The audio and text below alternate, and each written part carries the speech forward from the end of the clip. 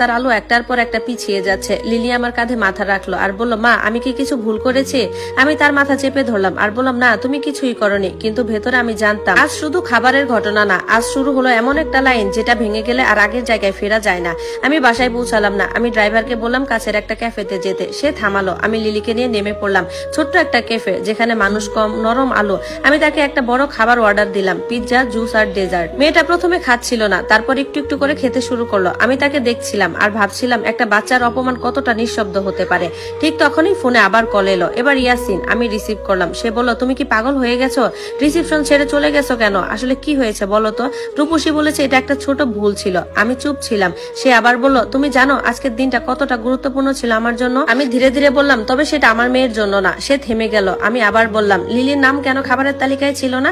সে একটু নরম হলো আর বলল, আমি জানি না, আমি এখনো কিছু বুঝতে পারছি না। রূপসী বলেছে। আমি তার কথা কেটে দিলাম। রূপসী বলেছে লিলিকে বাদ দিতে। লাইনটা শুনে সে চুপ হয়ে গেল। কিছুক্ষণ পর বলল, আমি পরে দেখছি, তুমি বাসায় যাও এখন। আমি ফোনটা কেটে দিলাম। লিলি তখন কেক খাচ্ছিল। সে হালকা হাসলো আর বলল, মা কেকটা অনেক ভালো লাগছে। আমি তার দিকে তাকিয়ে বুঝলাম এই হাসিটা বাঁচাতে হবে যেভাবেই হোক, কিন্তু ভেতরে আমি জানতাম আজকের এই ঘটনা শেষ না, এটা কেবল শুরু। আর যেটা শুরু হয়েছে সেটা শুধু একটা রিসিপশনের ভুল না, এটা একটা পরিবার ভাঙার প্রথম শব্দ। আমি ফোনটা আবার হাতে নিলাম। সেই ছবিটা দেখলাম, সিটিং চার্ট, নীল ডট আর পেন্সিলে লেখা নিষ্ঠুর বাক্য। আমি ঠিক করলাম এবার আর আমি চুপ থাকবো না। ভয়েস এন্ড ভিডিও, জান্নাত স্টোরি। ক্যাফের ভেতরের আলোটা তখন অনেকটাই নরম হয়ে এসেছে। বাইরে সন্ধ্যা গাঢ় হতে শুরু করেছে আর ভেতরে ছোট ছোট টেবিলগুলোতে মানুষের ফিসফিস শব্দ যেন এক ধরনের শান্ত ব্যাকগ্রাউন্ড তৈরি করে রেখেছে। লিলি এখনো ধীরে ধীরে তার প্লেটের খাবার খাচ্ছে, মাঝে মাঝে জুসের গ্লাসটা তুলে এক চুমুক নিচ্ছে। আর তার চোখে সেই চাপা ক্লান্তি আর অবাক হয়ে যাওয়া অনুভূতিটা এখনো পুরোপুরি যায়নি। আমি তার দিকে তাকিয়েই ছিলাম, কিন্তু আমার মন আর এই টেবিলে নেই।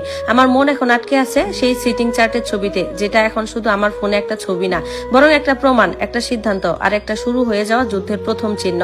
মিস্টার ইয়াসিন আবার ফোন করেছে। এবার আমি রিসিভ করলাম না, শুধু ফোনটা টেবিলের উপর উল্টো করে রাখলাম, যেন স্ক্রিনের আলো আমাকে বিভ্রান্ত না করতে পারে।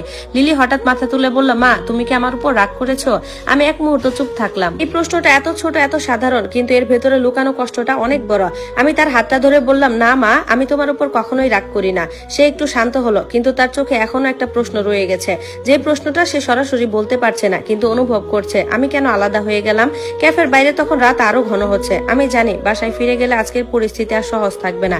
ইয়াসিন থাকবে, রূপসী থাকবে, আর থাকবে এমন একটা পরিবেশ যেখানে সবাই নিজের মতো করে সত্য বানিয়ে ফেলতে চাইবে। আমি সিদ্ধান্ত নিলাম এখনই বাসায় যাব না। আমি লিলিকে বললাম, আমরা আজ অন্য কোথাও রাতে থাকবো, ঠিক আছে? সে কিছু বলল না, শুধু মাথা নেড়ে সম্মতি দিল, কারণ সে এখন আমার সিদ্ধান্তের উপর ভরসা করছে, যদিও সে পুরোটা বুঝতে পারছে না। আমি হোটেল বুক করলাম কাছাকাছি একটা জায়গায়, ছোট কিন্তু একটা শান্ত রুমে। গাড়িতে উঠে যাওয়ার সময় আমার ফোনে আবার মেসেজ এলো, এবার মিস্টার